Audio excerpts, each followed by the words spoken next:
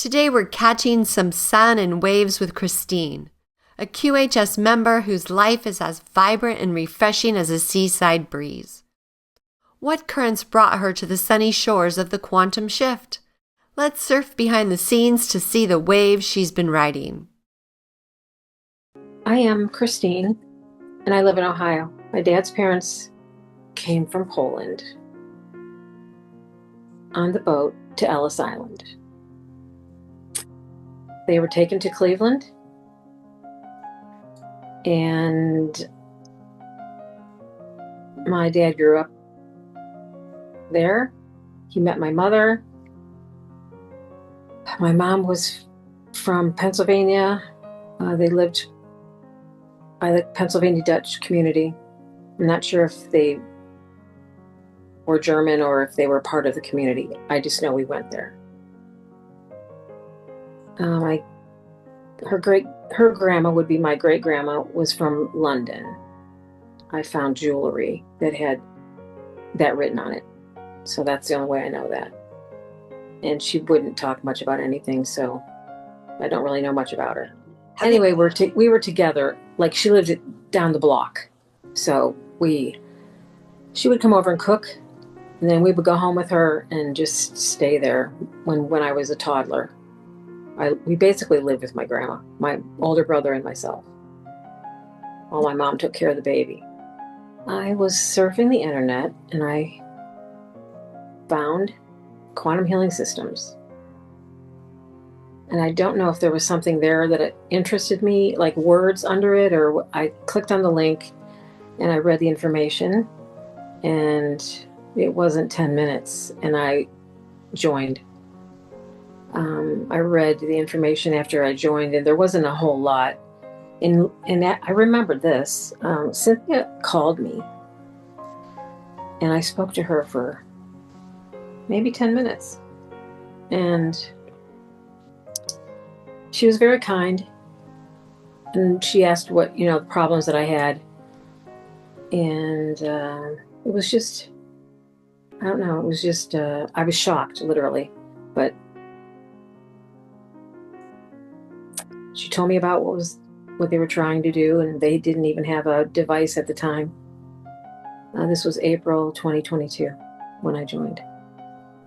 On August 26th, 2009, I was caring for a 12-year-old girl who showed steer at the fair. So while she was with her friends and doing that, I was walking around, just observing. I stepped on a rock, right foot center arch. It hurt, of course, but I just kept walking. I figured it would just be fine. So the next day, I wake up and I can barely stand. The pain is excruciating, and I was like totally surprised, because when I went to bed it was okay. So I ended up going to the emergency room. They took x-rays and told me there was nothing wrong with it, just to stay off of it and let it heal for a few days. So that's what I did. A few days goes by and nothing's changed. It's horrendous. So I go back to the emergency room, and they do another set of x-rays and tell me the same thing. Well, 2 weeks later, I couldn't take it anymore. I was at the time living in Pennsylvania, and I packed my stuff.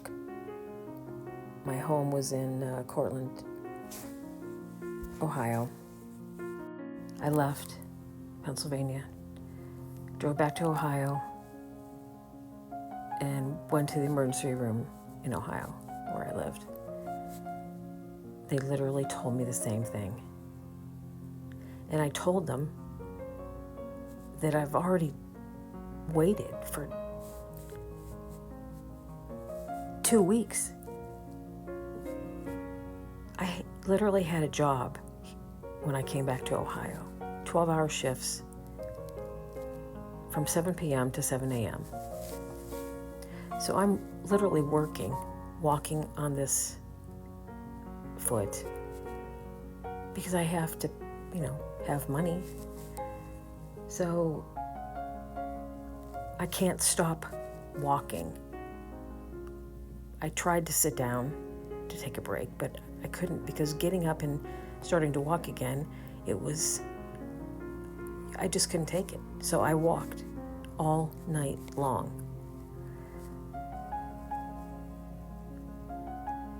A week later, I quit the job. I went to a doctor. The doctor told me the same thing. And actually in Pennsylvania, I went to a doctor as well. Everybody kept telling me the same thing.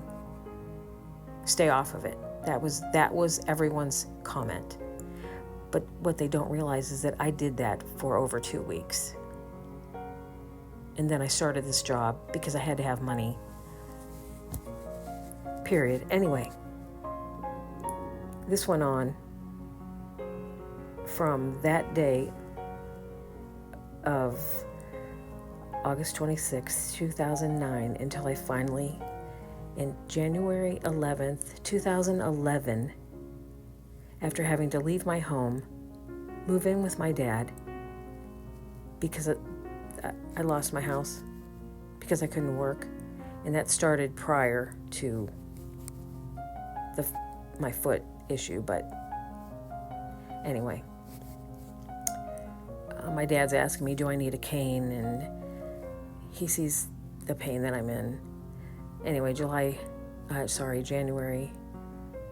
11, 2011, I go to the Cleveland Clinic, and the doctor actually listened to me. He x-rayed my foot, but he told me I'm going to do 8 x-rays instead of the normal 4, which most hospitals do. And in those x-rays that he found broken bone and fractured bone. That's what I had been walking on. And that stress that I lived for almost a year and a half caused the following issues that I live to this day. I want this to be gone. Skin cancer on my forehead. And this is good from what it's looked like before. But the skin cancer started in 2023. And I didn't know what it was. And I just kept putting a Band-Aid on it for probably 6 to 8 months. And then someone said to me, well, did you ever think it was cancer? And I had no idea. I didn't think of that. And so I made an appointment. It was 6 weeks later, and that's what they said it was. Basal cell. So I literally went and had them cut it out. There was I can literally show you pictures. It's a 50-cent piece hole in my head. It only took 6 weeks to heal, which shockingly surprised me. But 8 months to a year later, it started to come back. And my daughter harping on me all the time. And I'm not going back. I'm not doing it. Because the pain medication that they put in your forehead, my forehead is still numb. And you see how I'm talking. I know that it's from that medication going to my brain, because I wasn't like this before. So I refuse to go back. And it's healing. So there's a lot of things I've been doing to heal it, and it is literally working. The touch, I put it on it. I leave it sit up there ever since March, I think, because we were told not to put it on our forehead, but I started doing it. Anyway, so that's number one. Brain memory will be fixed. I've had memory with reading problems since childhood, elementary school.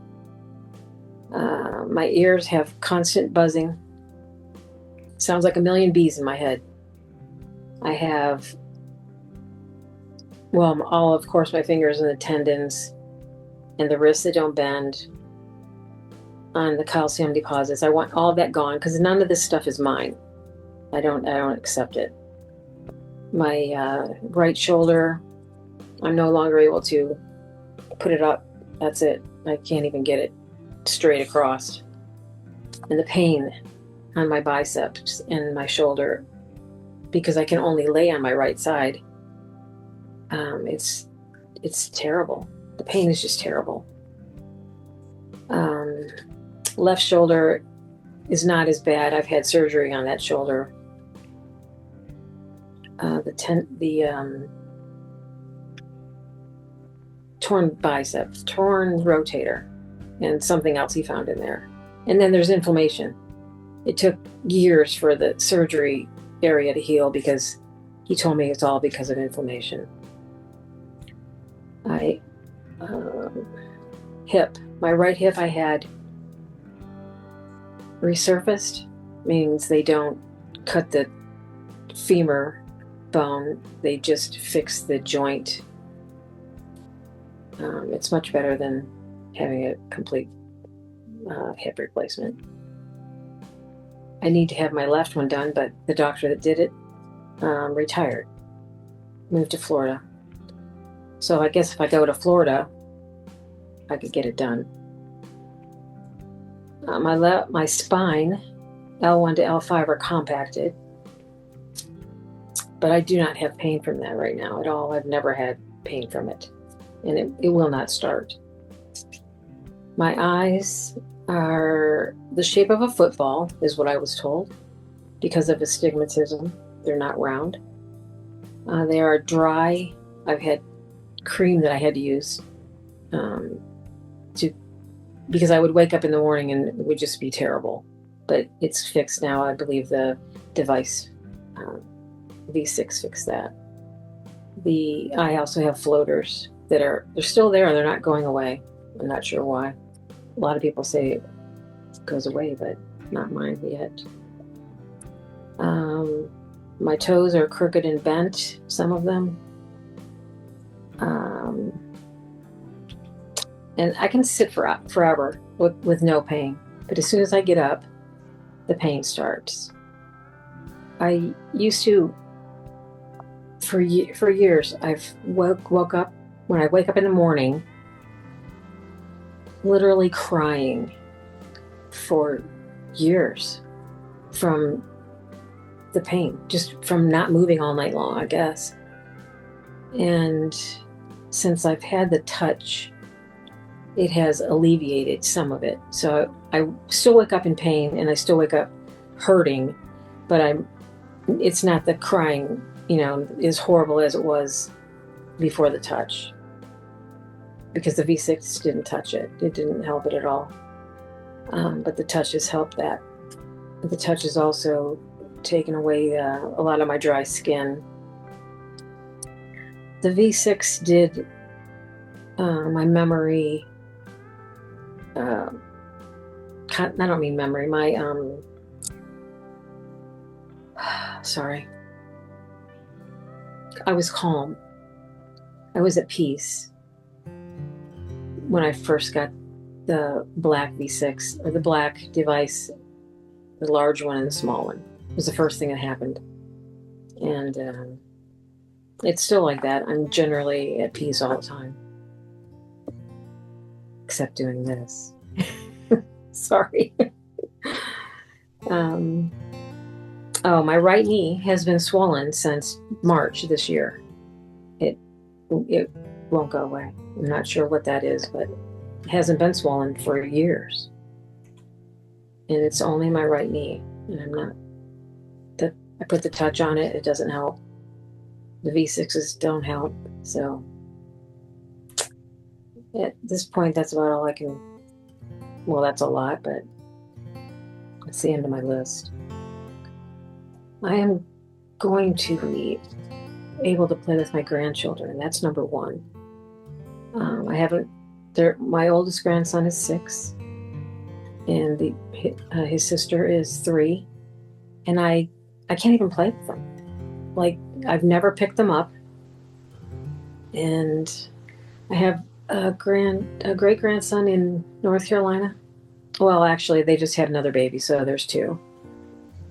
I don't know how old, maybe 6 months ago. So I've never seen him, and PJ is 7. And I saw him once when he was about 6 months old. So I'm going to go there. I'm going to be able to help my daughter if she needs, to babysit or for the weekend or for them to go away. Help her with baking because she cooks, but she's not a baker. So I would love to help teach her how to bake. Travel. I have a 93-year-old friend of mine that I would like to go visit. And only reason I don't is my vehicle, so I'm going to get a vehicle that's dependable. The one I have now is 25 years old. And I don't trust driving it that far. And I just want to help people. I just want to be able to... I used to go to, like, Walmart and stand at the doorway and hand out cards that I had made so that people know Jesus. And I used to do that often. So I would like to just help people know. Us on the Prequel, where every story matters and every voice is heard. Because here at QHS, we're all about healing, learning, and growing together.